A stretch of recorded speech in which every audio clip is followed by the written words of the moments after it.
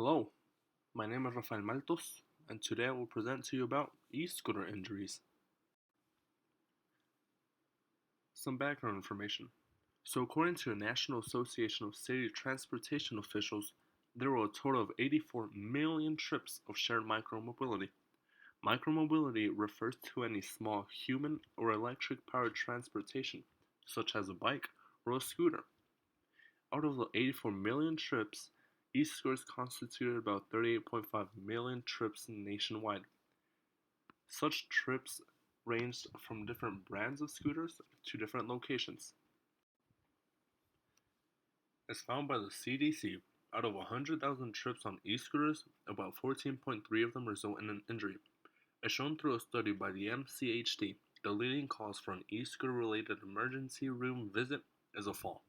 Following falls, collisions are the next leading cause of injuries, followed by a malfunction of the hardware or people being struck by another vehicle.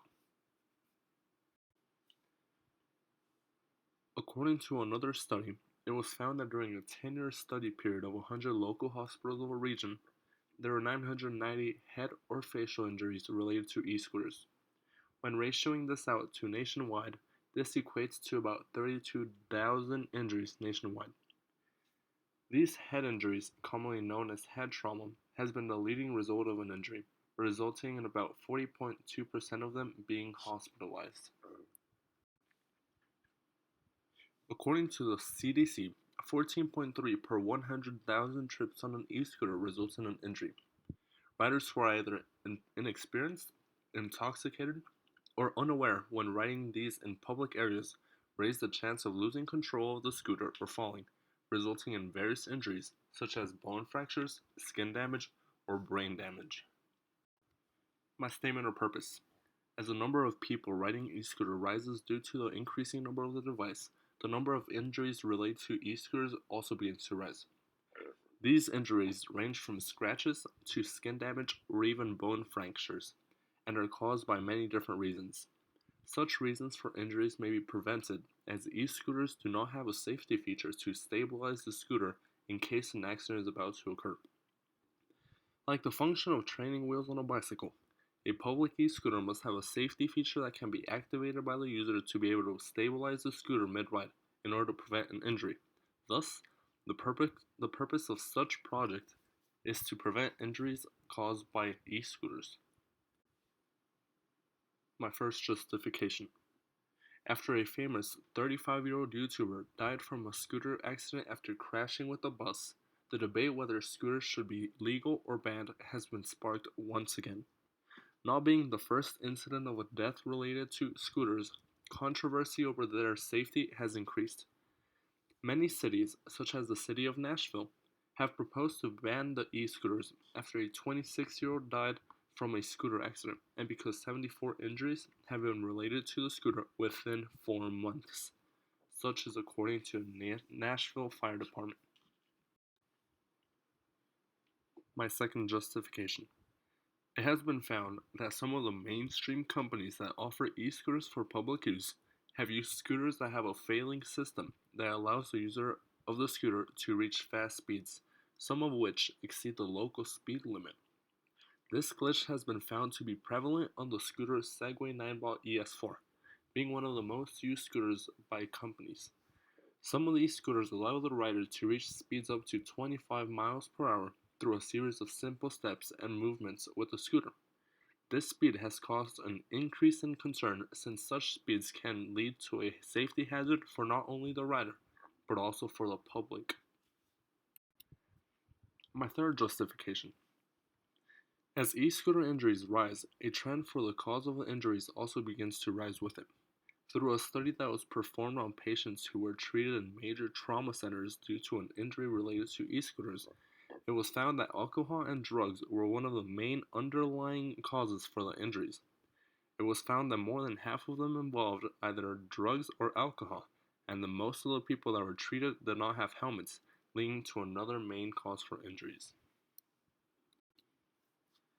My fourth justification. As e-scooters become more used, more injuries to the rider of the scooter increases. Yet, they are not only people who are injured all the time.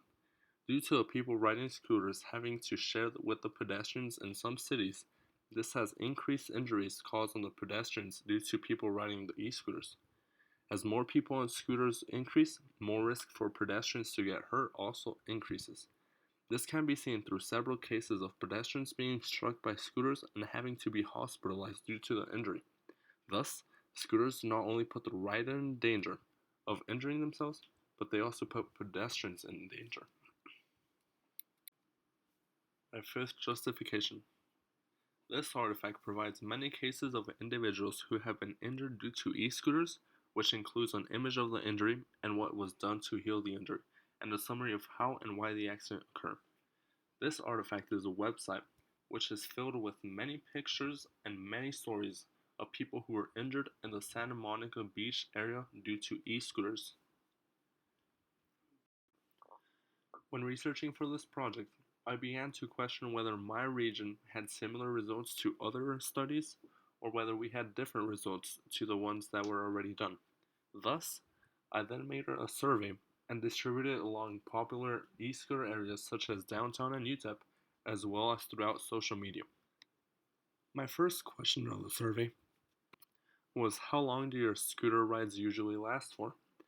A lot of people said 5 to 20 minutes, but a small percentage of them also said 20 or above. My second question then was, how often do you use a public e-scooter as a form of transportation? This was to see whether e-scooters were a mode of transportation that was actually used throughout my area or whether they weren't. Most people who answered the survey said that they were either daily or a few times a week, but a lot of people said that they're more than twice or 3 times a week.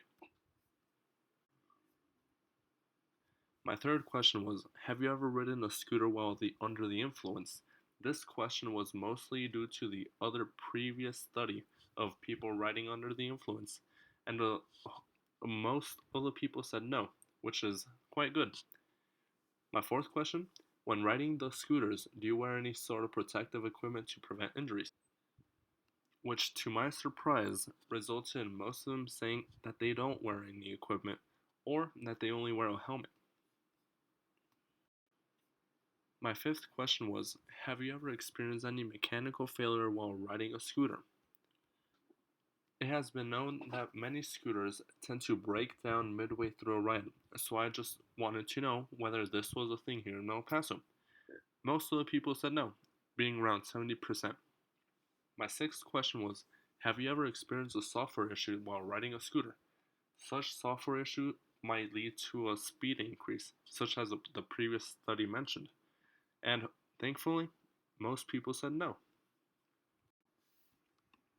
My seventh question was, have you ever fallen or seen someone fall off a e-scooter leading to an injury? Around 50-50 have either fallen or seen someone fall here in El Paso. My eighth question was, have you sped or seen someone speed when riding an e-scooter on a public area? If yes, where were they speeding? The higher percentage of those who answered yes said the street, which is quite good. But almost the same percentage, but a little smaller, said that yes, they have seen people speed, but on a sidewalk, and a small percentage said that they haven't seen someone speed. My ninth question was, if you have fallen or seen someone fall, what was the reason for the fall? Such answers were due to different reasons, from either hitting something to either losing control or just being distracted. So, after doing all my research, I then began looking for similar solutions to the thing I would like to build.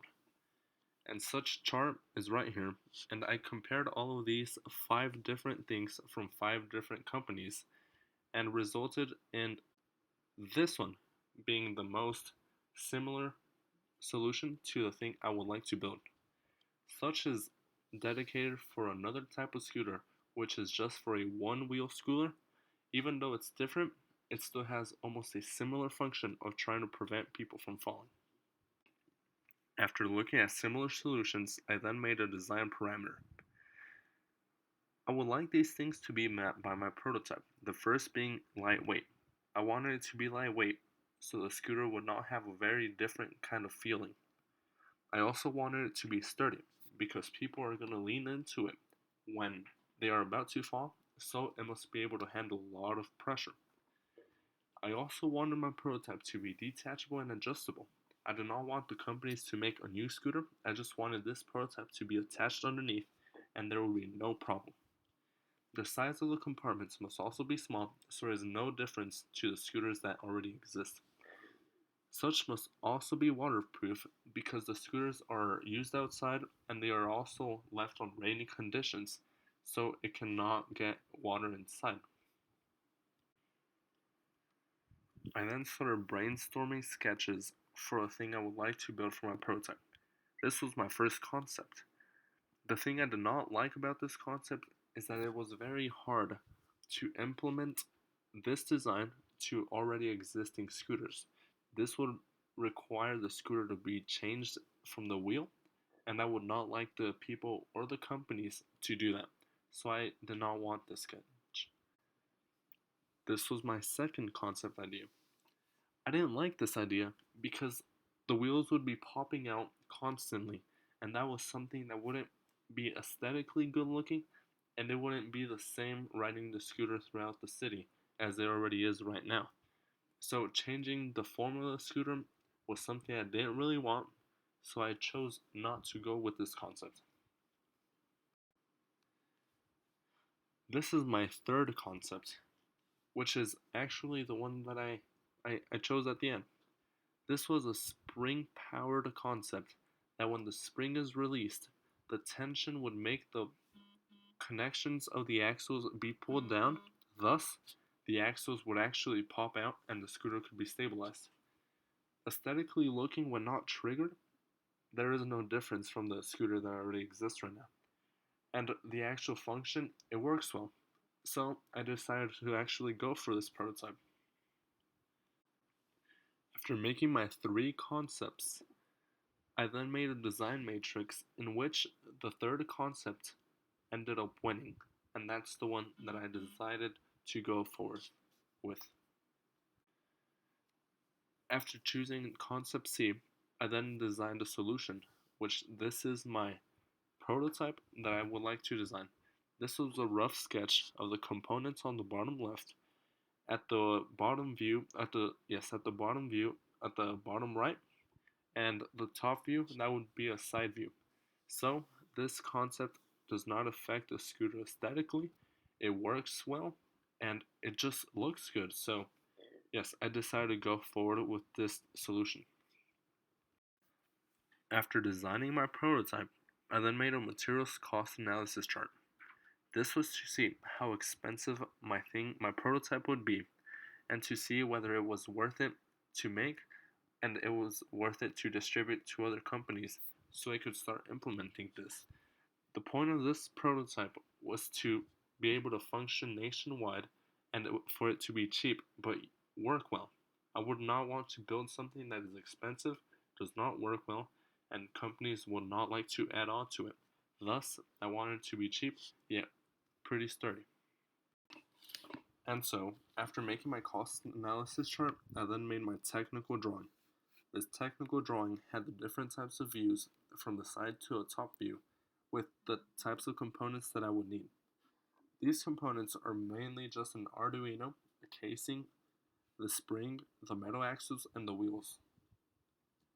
In the near future, due to this being a prototype that the user has to activate when they are detecting a fall, I would like to add a gyroscope, which would automatically detect a fall or an incoming loss of control, which would deploy the safety automatically.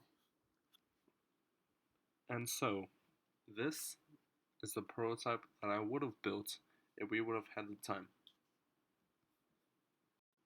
Here are my references.